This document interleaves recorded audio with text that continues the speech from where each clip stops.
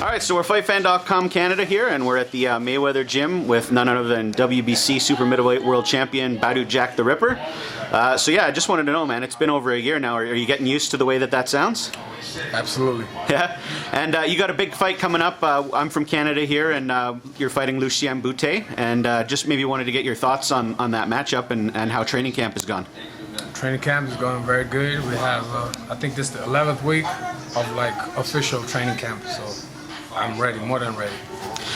We chatted with you probably a few years back now, and you were more in the prospect territory, and you made some huge strides since then. I was just wondering if you could talk a little bit about just the experience of coming here to America, and your fast rise, and just if you could comment on that.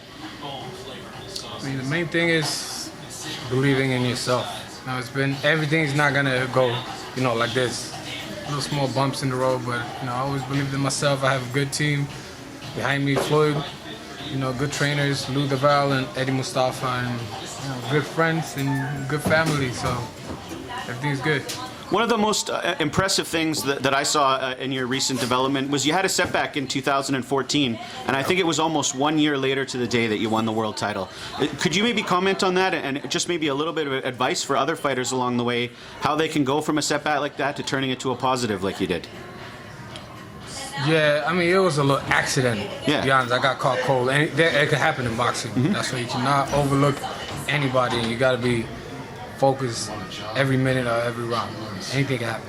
But I knew it was just an accident. It was a fluke. So that's why, I just bounced back like nothing. I believe in myself. Okay, that was more, it woke me up. It's like a slap. That made me a better fighter. And respect my opponents more. Not that I didn't respect my opponent, but it made me it made me more humble. I thought it spoke a lot to your character to come back so hard and to take all those tough fights. And how was it going into that fight, with the title fight, with such confidence? Were you feeling confident going into that fight with DeGale? Yeah. Yeah? I knew he was talking a lot of shit before at the weigh-in press conference, so I knew I had him. So, I was well prepared. And like I said, I believe in myself from day one. I knew I was going to be a champion. And then maybe a quick comment on after that fight, and then going in and defending your title against a really good fighter in Groves. Like, how did you make the transition from contender to champion to defending champion? How did that feel? Same thing there. I think you get a little more confidence once you become a champion. So I think that was it. Groves, he was ready.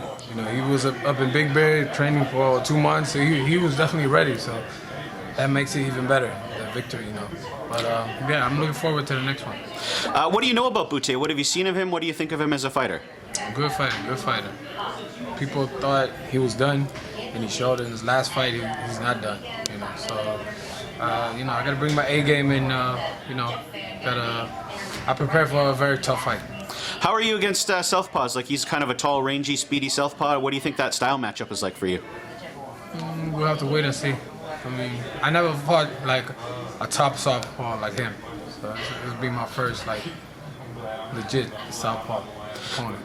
Fair enough, man. Well, we really appreciate the time. Is there anything else you want to say to the fans out there and the fans in Canada in closing, and what they can expect in the fight? Expect a very good fight. Tune in. If you're not there, in Washington D.C., come to watch it on Showtime. All right. Well, we really appreciate the time, Badou.